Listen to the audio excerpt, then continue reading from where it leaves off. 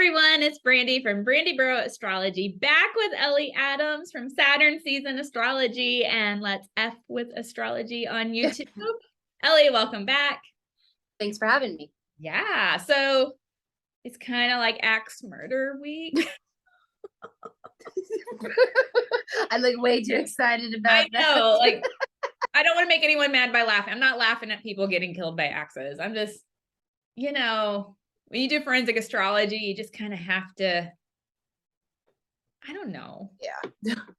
Yeah. Well, and it's also, they're not common ways to, you know what I mean? Like it's a little uncommon.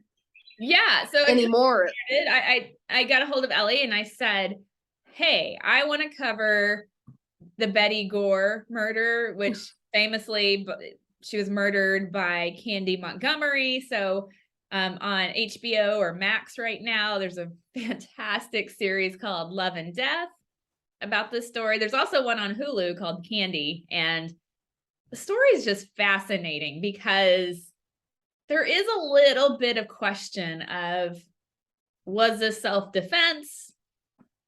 Was it murder? So that's why I really wanted to look at the astrology, kind of see maybe what it says there.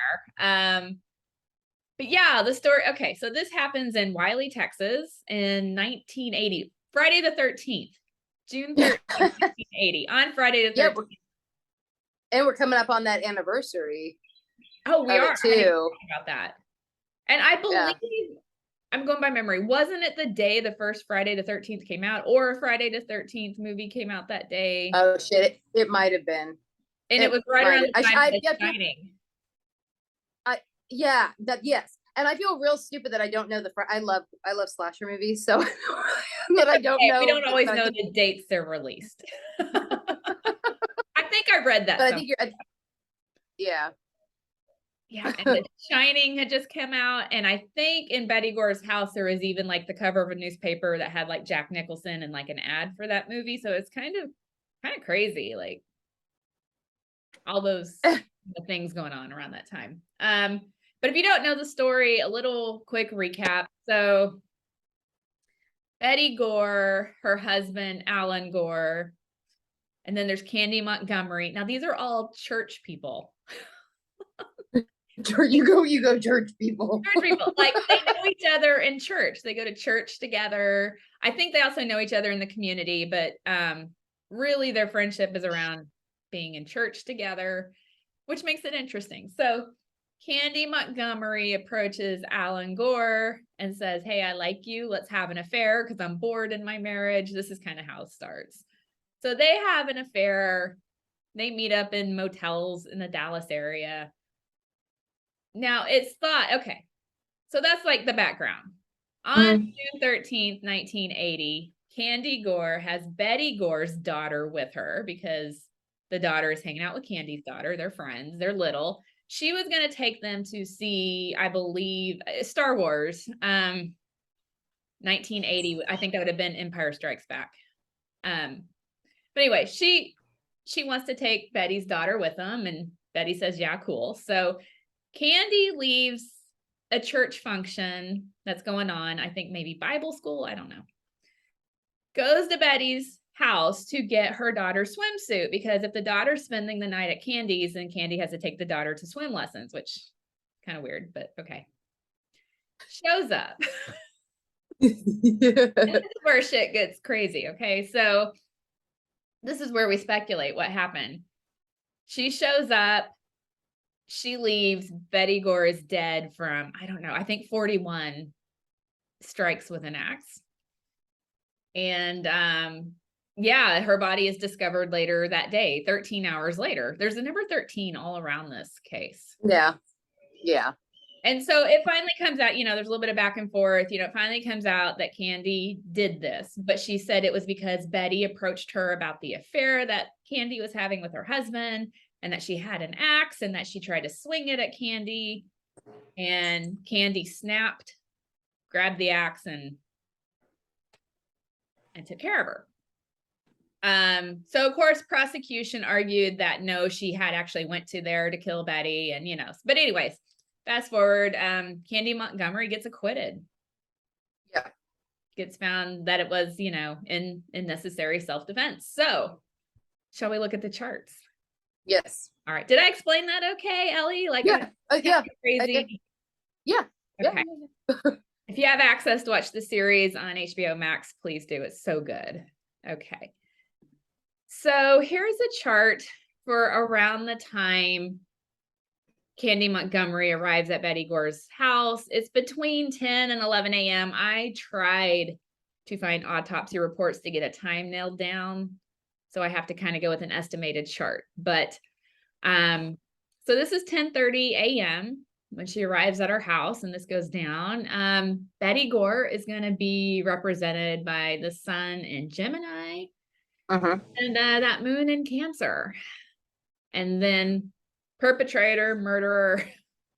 I don't know. I guess we can't really use the term murderer because she was acquitted, right? Killer. Cause. Yeah, will be Candy.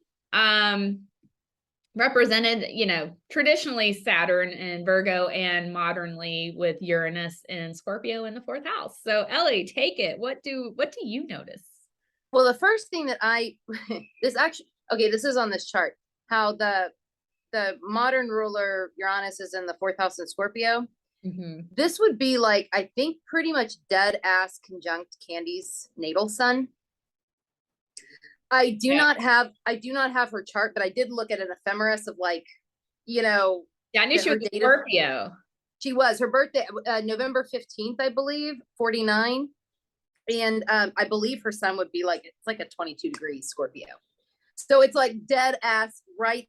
There's something about that kind of, when I was like, huh. That's interesting. That definitely describes a snapping. And that's one thing that came out in trial when she went and I think she saw a psychiatrist who hypnotized her to find out what happened during this interaction with Betty Gore. And it came out that Betty Gore has shushed her and went, shh. And during this, altercation, it made her snap. And that's a very Uranus Sun conjunction thing. Yes, it is. Yeah, it definitely is. And even like the snapping and the context with the Aquarius descendant, you could be looking at some sort of change, sudden, you know what I mean? Like, yeah. And Betty's planet, the sun and the moon, both being in an 11th house. That's traditionally ruled by Aquarius as well. So it has kind of an Aquarian feel on it too. It's interesting. And also, that Venus retrograde conjunct that sun, wasn't she supposedly approached Candy about the affair, right? According to Candy, she said, "You're having an affair with Alan, aren't you?" And Candy said, "Yes." Apparently she didn't deny it, or she just said, "Yeah, I did." And but it was a while back. It had been, I think, months. But she said it was a while back. And and the sign of Gemini, and the sign of communication. Yes, in the sign, yeah, and it's like the Venus retrograde thing, like in a natal chart, it's like value. It needs, like, self-value is really important for the Venus retrograde individual. So it seems like here there might have been something funky going on with that. So I am inclined. I kind of think that she probably did, like. I think so. And probably wasn't feeling real great about herself when she did approach Candy about it. And it's speculated that Betty Gore that day had been talking with her husband, or maybe the night before, I don't remember the timeline exactly, but she had thought she might have been pregnant again and was really upset. And that had been part of the reason she brought it up, because she was saying she was going to have a baby and she couldn't, have that going on. I think autopsy ruled out pregnancy, so said she wasn't, but she had thought she was, supposedly. Which could explain that moon in Cancer. Yes, it could. Yeah, it definitely could. Now, the axe was from Betty Gore's home. And so there's some argument of how would Candy know where it was at to go get it, that Betty Gore had to have gotten it out. Or it was just already out in some capacity. even. Yeah. Yeah, possibly. I'm trying to think. Yeah, I'm trying to see if I see that in the chart. With an axe, I want to look at Mars. Mars is right there in Virgo with Saturn in the second house. It definitely reveals, Mars being right by Saturn, being conjunct, definitely reveals a brutal death. Yeah. Yeah, when you sent me this one, I was like, ew. Oh, it is. It is. Now, Ellie, you kind of got me like expanding out of my Hellenistic ways a bit by bringing in conjunctions in horary astrology. And do we notice like the Uranus sun in conjunction there, like to the degree? Yes. Yes. And that, okay. That also feels kind of sudden, or like it didn't see it come. Yeah. And we've seen this come up in a few different ones. The same sort of like where it didn't see, yeah. So that kind of makes me think this was something Candy didn't see it coming, right? Like unplanned. Yes. Yeah. Yes. Yeah. Which would support a self-defense theory. It would. I mean, I think. It does make you wonder though, why not just kind of like come right out and, well, I guess kind of. And then I think to myself, I've never killed anybody with an axe. I've never killed anybody, period. So I don't know how I would, I guess I don't know how I would react. Maybe I would do the same kind of thing. I don't know.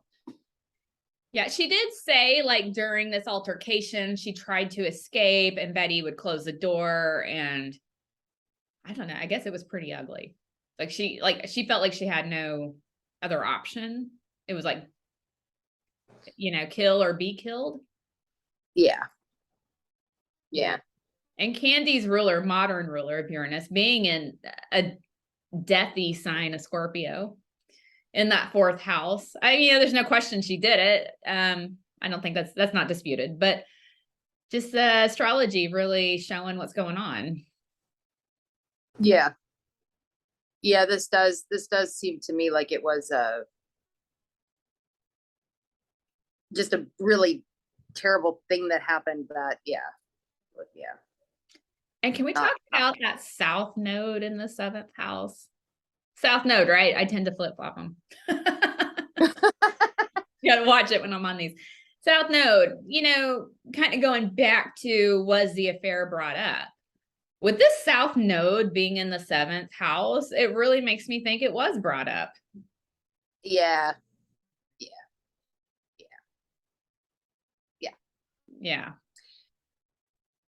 The only thing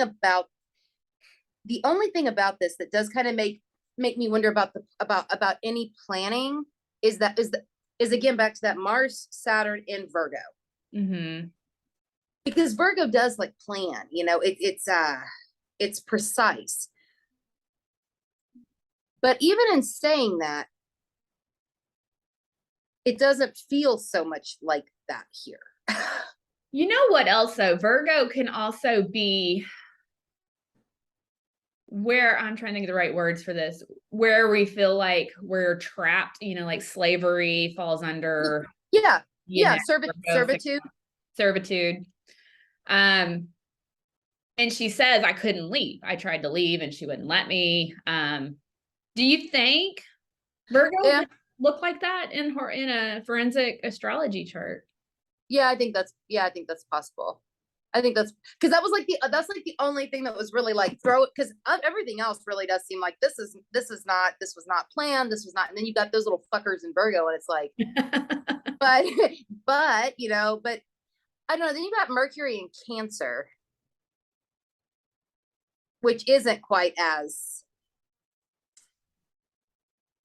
it seems more protective. Like Cancer energy is protective, can be anyway.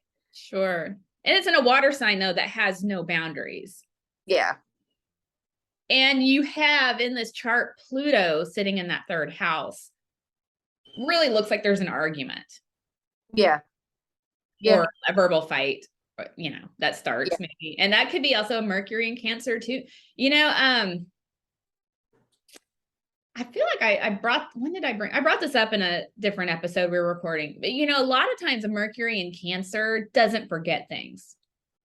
So it makes me think like, okay, this was in the past, this affair was over, but it can't be forgotten. It's got to be addressed, you know, for some reason. Valid reason. I mean, someone's fucking your husband, you know, it's yeah. You're not gonna get over it. Yeah, I would. Yeah, I mean, yeah, I mean, I get it. Yeah. Yeah. One thing I'll bring up, that Neptune and Sag in the 5th house, you know, she thought she was pregnant and turns out she probably wasn't. You think that could be something just as simple as, hey, this woman thinks she's pregnant and well, I'm also thinking like, you know, 5th house creative self-expression. It's also that Neptune's also kind of close to the GC. I'm wondering if she could have been expressing herself in some like I wonder if it'd be like she was trying to come off some kind of way and that didn't happen. She came off something else. Like, I'm gonna approach you about this affair with an axe and look like a real badass, but I am not a badass. Like something like that. Yeah. You know, like when you have, but it's some weird shit like that. Yeah. You have moments in life where you have to look tough and like put people in check, even if you don't have it in you. Yeah. Now, I don't know Betty Gore. I don't know a whole lot about personality. You know, from what the couple of series that I've seen depict her as, you know, they kind of see her as being kind of hard to get along with. I haven't watched those series, but I have done some reading in it on different things, and it does that's kind of the impression that I get. Again, I didn't know her either, and you know, but and it's not character assassination. No, and even if she was difficult to get along with, that's no, you know, it does. She shouldn't be murdered. Yes. Yeah.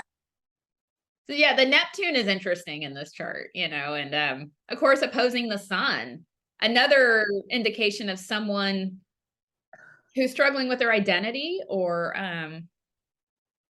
how they're coming off, maybe. Yeah, that's yeah.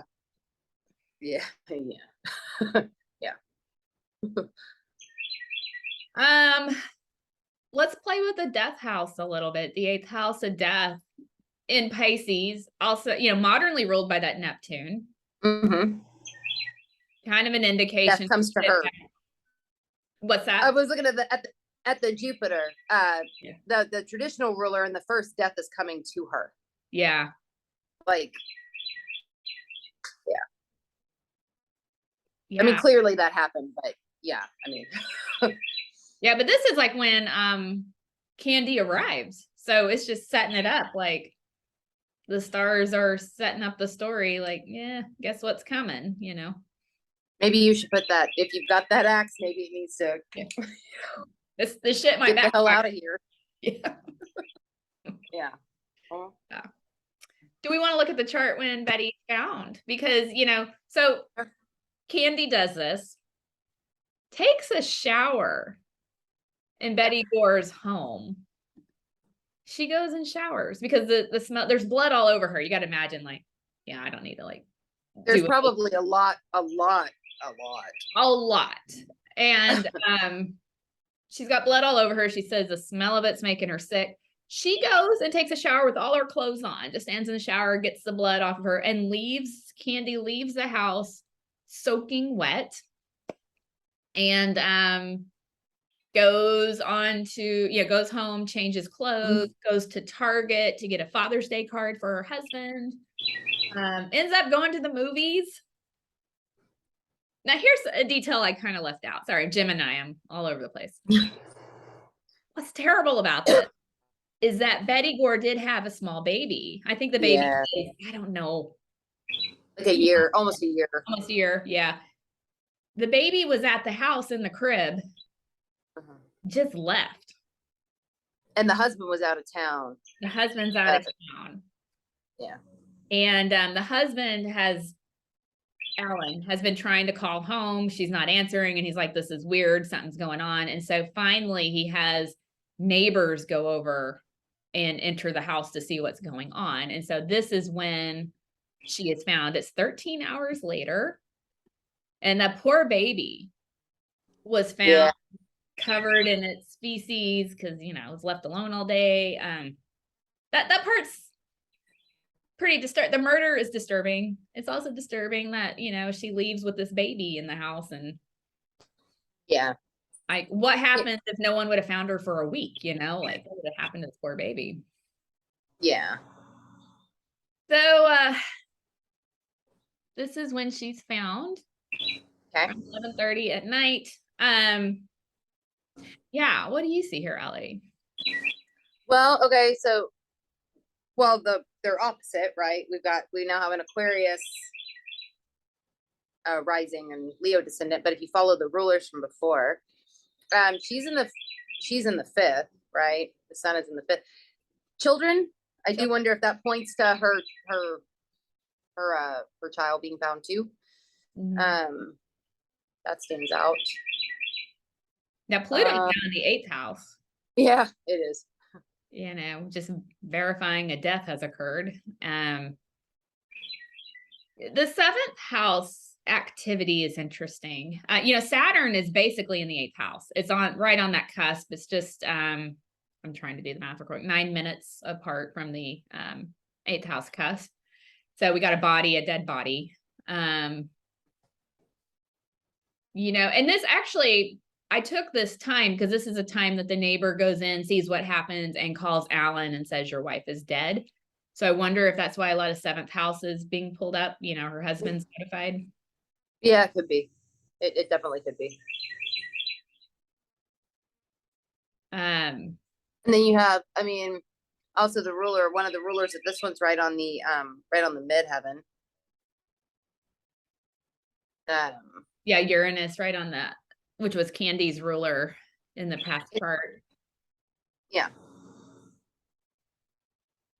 You know, the house of endings, 4th house in Taurus, being represented by that Gemini retrograde. Like, what do we normally see when people aren't, I shouldn't say aren't held accountable. Like, if it is self-defense, you know what I mean? You shouldn't be convicted if you're really having to defend your life. But I mean, not being held accountable, meaning like not being convicted.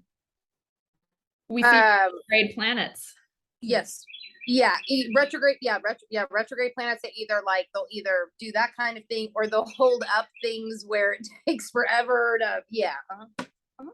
Yeah, it's just interesting how that seems to be a common theme in forensic astrology, where, you know, if you see some retrograde planets, you're almost like, oh shit, I don't know if someone will be caught, or I don't know how long it'll be before justice is served, or you know, Betty Gore's family probably sees this as justice not served, but yeah, probably. I mean, I wouldn't blame them if they did, but you know, going back to that Virgo, we were talking about like the Virgo, Mars and Saturn, and we're talking about how detailed it is, how analytical. It kind of reminds me of what happens during her trial, like just kind of going into like the details of how it's self-defense, or kind of going into a, I don't know what I want to say here, but just kind of finding a way to talk your way out of it. okay. And that's also a house that deals with courts. Yeah. So that, yeah, I mean that, yeah. Yeah. That makes sense. So seeing these charts, these are really kind of the only charts we can pull from this case, you know. Yeah, I did try to find some sort of actual natal chart for Candy, could not, just looked at the ephemeris. Bummer. I know, I didn't get Ellie these charts till like what, 15 hours ago, because I'm like, I'm still looking for times. Yeah, sometimes it's much easier to find the times for these than others. Yeah. And I was surprised with like, I should say infamous as this case is, because there's, you know, all these series and books written about. I'm surprised there's not more. Of course, maybe there's times aren't known, you know, it's just what it is. But in looking at these charts, what do you think, Ellie? Was self-defense accurate, or was this, you pissed me off and I see an axe laying in the hallway? Like, what do you think happens? I think it probably was more like self-defense, but I think it was probably more personally. Doesn't make it like okay, you know, like because you know, I mean, it was an excessive amount of blows. Like You have it some seemed, passion killing going on, right? yeah, I mean, because like, but then I also think to myself, I don't know if I could wield an axe correctly. You know, I might trying to put myself in those shoes. I might take numerous swings, not knowing what I'm doing. Um, it does seem excessive though, the amount of. So it's like, did somebody start out with it being self-defense and kind of, I don't know. It makes me think she did snap. Like, yeah. Because they say when they found Betty Gore, not to get too graphic, they thought she had been shot. Yeah, because one half of her face was like, yeah. Like and you know, the detectives and the homicide unit that showed up said she'd been shot. You know, they see the shit all the time. It did not come about that she was killed with an axe till like autopsy. Yeah. And that's a lot of, that's a lot. A lot. It's a lot. I think it was a self-defense, but agree where she had to been pissed the fuck off. You know? God damn it, if you're gonna put me in this position, now I'm mad, you know? Yeah, because that is a lot of blows. Do you know though, she went on to she moved out of state. She had to move because, you know, I don't blame her for that. Yeah. The community thought she should have, like, you know, Yeah, tried for the crime.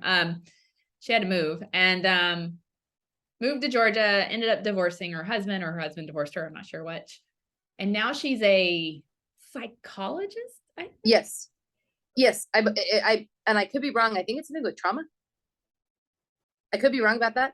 Now, Betty's husband, didn't he remarry like 2 months later? Yes. I'm sorry, I don't mean to giggle. Yeah. Okay, and there are not whatever, you know, he can. Like it's okay, he can. I think that's tacky, but he can't. I'll be honest. It's tacky. Your wife gets her and you're gonna go fucking remarry some. Come on now. That's I think it's tacky. Tacky. You know, you gotta, you know, this is a man who wasn't real committed with his marriage. Okay, I'll say this in the HBO series. So I'm taking this from the show. They portray him as not being too upset that she has been killed. That's what the people that I know that have watched it kind of mentioned that to me. And I mean, if he's getting married 2 months later, I don't think he's really that fucking broken up about it. No, and her family in the show had said to him, she just died. Like, why aren't you upset or something like that? And he says, well, we weren't getting along that well. Like, tacky. That's tacky. Like, tacky. You know, maybe he's someone who can't be alone. I don't know. Yeah, but yeah, he did remarry pretty quickly. I think to another church lady, and I think they ended up divorced. I don't know. Yeah.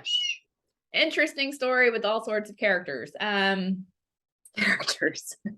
So yeah, she's now do you remember where Chiron was at? I could get my ephemeris for her. Ooh, no, not off the top of my head. Ephemeris, guys, here it is. Let me think. It's November. Is her birthday the 13th? 15th. Okay. Do you remember the 15th, I believe. Year? 49. Okay. Gotta get out the yellow one. So November 15th. Mm-hmm. My little chart here. Sorry guys, we're gonna do this live here. Look this up. So Chiron. I'll be damned. Do I not have Chiron in this ephemeris? Sometimes it's not. I'm trying to think back because like I've got family members that were born around, but I can't remember where Chiron was when any of them were born. Damn it. You know what? I'm just gonna pull up real quick the transits on my software. So if I'm looking away, that's what I'm doing. I'm on my screen. All right, let's try this again. So we got November 15th, 1949. Might have been in like Leo. I don't know. Or Leo or Leo or Virgo. Isn't. Oh, was it? Chiron is in Sag. I'm just thinking about this because if she goes from having this traumatic experience to helping others heal from trauma, that's got to be such a Chiron thing. Yeah, for real. Absolutely. Absolutely would be, yeah. So I just wanted to, I wish I had her birth time. I wish I knew what house that would fall in for her. Wouldn't that be interesting? Yes, it would be. That's got to be a Chiron thing going Oh, on. I'm sure it is. I was just thinking what house that, I won't sit and do that, but it does make me wonder which one. So anyone watching, if you know her birth time, you're like, hey, I know where Candy Montgomery's birth chart is, share it. Or okay, what's your thoughts? What house do you think it would fall in? It'd be an interesting discussion. So yeah, absolutely. So yeah, that's our forensic astrology episode on the Betty Gore murder and Candy Montgomery's involvement. It's been a good one. Yeah, it has been. I meant the episode, not what happened. Like, Yeah, no, I know what you, yeah, no, I figured that's what you meant. Yeah, sorry. Very sad. Well, sorry, somebody tried to come outside. Okay. We're almost done. Okay, Ellie, I'm sorry, where can everybody find you? You can find me on YouTube at Let's F with Astrology. You can find me on Instagram at Saturn Season Astrology, and you can find me on the website at SaturnSeason.com. Where can you be found? Well, I can be found at brandyburrowastrology.com, where I do tarot and astrology readings, and Brandy Burrow Astrology on YouTube and Instagram. Very good. You guys find us, connect with us, share your thoughts in the comments. Anything in the charts we didn't point out and you notice something, share it. So yes, absolutely. We love discussions. Yes. All right, Ellie. Well, thank you so much. This has been interesting, and I look forward to next time. Absolutely. I look forward to it too. Bye.